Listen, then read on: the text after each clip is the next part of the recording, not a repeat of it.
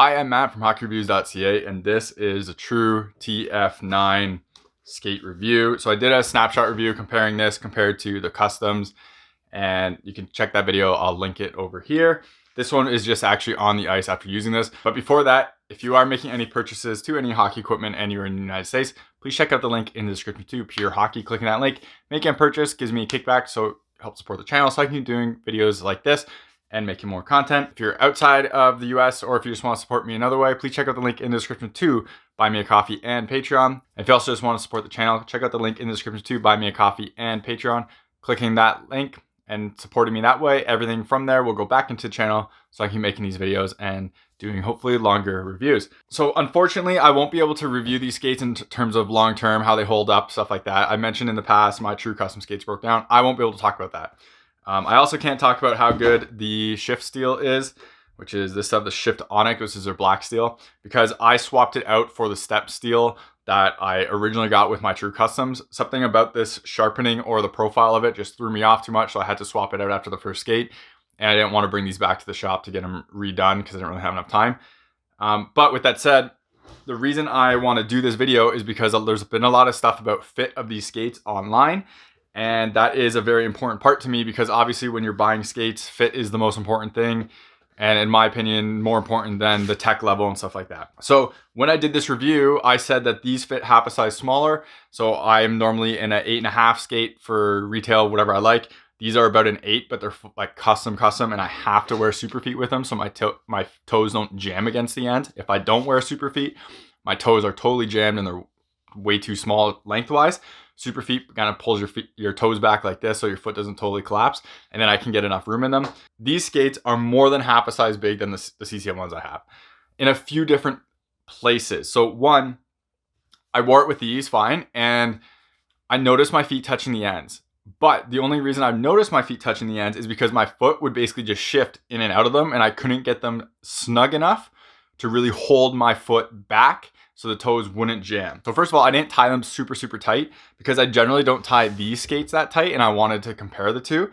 And because I didn't tie them really tight, my foot was shifting around in them because these are just, obviously one, they're not custom, but they're so much bigger, just like in total volume and in length, in my opinion, than those are, that it's kind of like, it's surprising and a little bit ridiculous. So I would notice my toes touching the ends, and then I would have to crank the laces to make them stop doing that, and then my toes wouldn't touch at all. But then I would get massive lace bite basically right here on the T-guard. I'd feel all that right there because I do have a tall instep and a bit of a kind of thicker piece right here. So I'd crank that and I'd get massive lace bite, and I basically couldn't skate in them like that. They were just terrible. Then I went and put super feet in them, and it made it a little bit better in terms of foot sliding around. So super feet helps lock your kind of heel in place and everything like that. So it did its job there, but because it also raises your foot, it made the lace bite even worse. So then they were like unbelievably painful. I had to retie these skates like 10 times just to try to get them comfortable, and I couldn't. They were just too much lace bite because the only way I could get these to actually fit without my foot sliding around was to absolutely crank the laces down. Now that's after I did the whole saran wrap and everything like that. They were still way too big, and big for everywhere. But obviously depth. So I mentioned in the initial review, I think they would work widthwise compared to like CCM skates and other ones where I usually have to stretch them. I needed zero stretching in these, nothing at all. These, like, I had no issues with width at all for how tight these were. These fit way wider than an 8.5 double E CCM tax, at least in my opinion. And these are an 8W. Remember that. So it's a half a size smaller, and it's still bigger. Everything here, like all on the sides and everything, felt way wider. My foot really was moving in it. I had zero ability to really plant my foot down and be comfortable in this skate while skating because I could feel my feet kind of shifting too much because they're simply too big. This is an 8W, and it felt way too big on me. I would probably have to go to an 8D to see if those would work first before I did anything else, because 7.5W maybe, but I would go to 8D first to see if that would fix like the whole volume issue. But I know that wouldn't fix my depth issue, so there's no real point me doing that. And with that, I kind of have to stay with custom skates, my True Customs, which when I'm skating with those, they feel so much better. This is kind of a warning to people because this fit is so weird and it's so off compared to basically everyone else on the market. and going from one skate to another, I honestly don't believe you can trust it. So the other thing I did too is I mentioned how long this was compared to the insoles on the other skates. So, and people are like, oh, they look really close. That looks about half size. The problem is this doesn't actually reach all the way to the end. So like when my foot was shifting, my feet could feel the ends of this and over the top, and they still like was room. So this wasn't all the way through. I don't know if that's just my insole or what, or how it was cut. So it does say like 6 to 8.5. So I don't know if they just cut them differently, and like maybe this one wasn't cut right. So it never actually reached like all the way to the end. So even this is like smaller than what it really should be. Baking these skates and everything, and like how this feels and how the skate feels to put on, feels just like the customs. It feels basically the same design, same mold. It basically feels like the same design, like same quality and everything like that. And again, I like how there's like wear guards and stuff now, and the material they're using on the inside is nicer.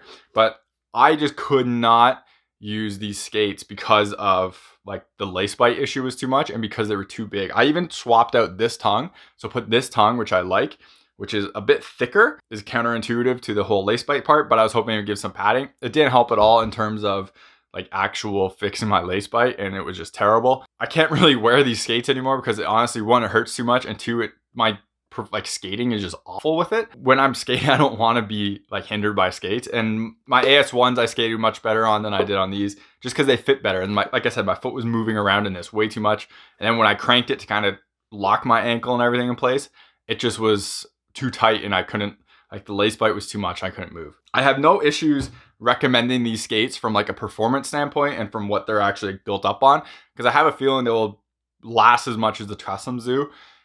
But the fit part is the huge problem. And the problem about that fit part is a lot of stores don't let you bake skates without buying them, which is really weird and makes zero sense for a skate like this. That was kind of the same thing with the Easton Mako, where the skate molds so much to your foot, you have to bake it to get any idea if the skate fits you or not.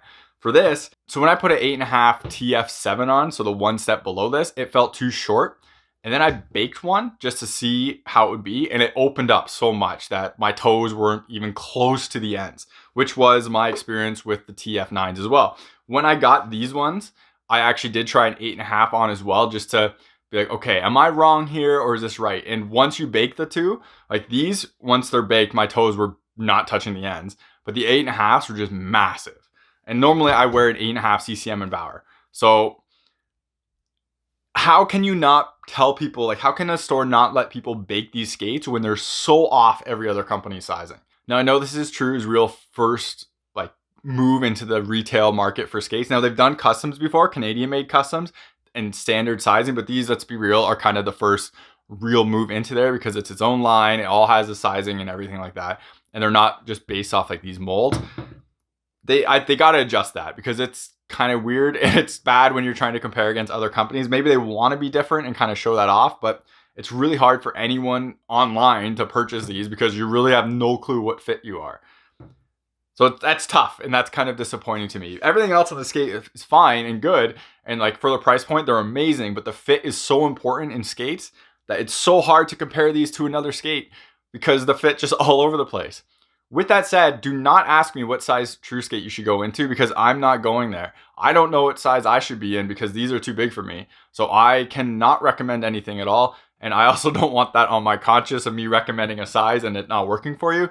You always have to go into retailers, or if not, you don't have one, reach out to companies online. Like I'm going to say Pure Hockey, obviously, because I have the links in the description, but Pure Hockey, like Ice Warehouse, reach out to them, see what they say. I'm not sure if their suggestions are going to be right or perfect, but at least if they don't fit you, you can go back and say this employee told me this and they don't fit at all. But I can't do anything like that. And I don't sell these skates, so I can't help you with that. So I apologize. All I can talk about is my experiences, and my experiences, the 8Ws were way too massive, even when I normally wear an 8.5 double E every other for CCM and Bauer. These were too big for volume everywhere, too big lengthwise.